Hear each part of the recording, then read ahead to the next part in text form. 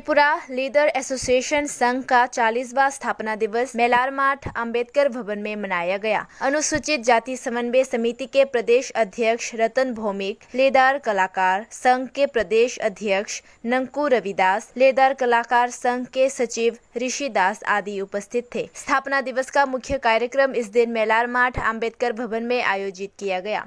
Tripura leather artists association के नेताओं ने अंबेडकर के चित्र पर माल्यार्पण किया। त्रिपुरा लेदर आर्टिस्ट्स एसोसिएशन के अध्यक्ष रतन भौमिक ने मीडिया को बताया कि एसोसिएशन का गठन दिवंगत राज्य मंत्री अनिल सरकार ने किया था। उनकी वजह से ही उस समय के चमड़े के कारीगरों ने उनके जीवन में रोजगार पाया, लेकिन 18 साल के लंबे वर्ष में कई तरह से चमड़े के कारीगरों को वंचित रखा गया है। उन्होंने कहा,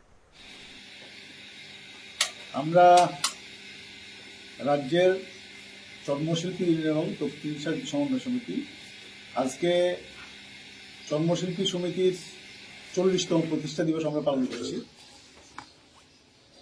আমাদের রাজ্যে তফসিলি অংশের মধ্যে পেছনে পড়া অংশের খুব গরিব সমাজী অংশের মানুষ চর্মশিল্পী লোকরা প্রথমে এই অংশের মানুষের কল্যাণে কোন রকম পদক্ষেপ সরকারি তরফ থেকে নেওয়া হতো না।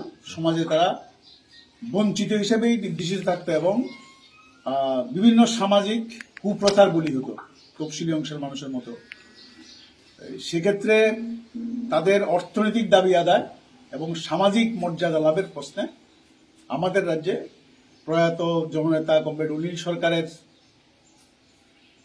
প্রচেষ্টায় এই সংগঠন তৈরি হয় এবং সেই সময় থেকে এই সংগঠন এই রাজ্যের যারা চর্মশিল্পী আছেন তাদের বেশিরভাগ এই সংগঠনের সাথে যুক্ত।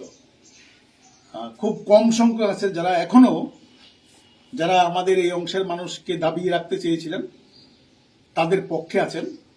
আমরা বরাবরই তফসিলি সমন্বয় সহ এই সংগঠনের নেতৃত্ব এই অংশের মানুষকে যাতে এই সংগঠনের পক্ষেই সামিল করা যায় তার জন্য চেষ্টা করেছেন এবং আমরা বলবো আমাদের নেতৃত্বে এটা সফল হয়েছেন।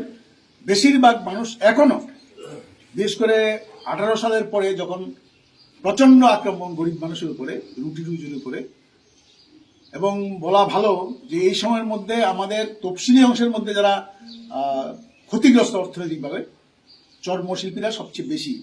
কারণ বিশেষ করে এই 19 সালের লকডাউনের পরে সামাজিক অনুষ্ঠানে তারা যে কাজটা করে রোজগার করতেন এটা প্রায় বন্ধ হয়ে গেছে।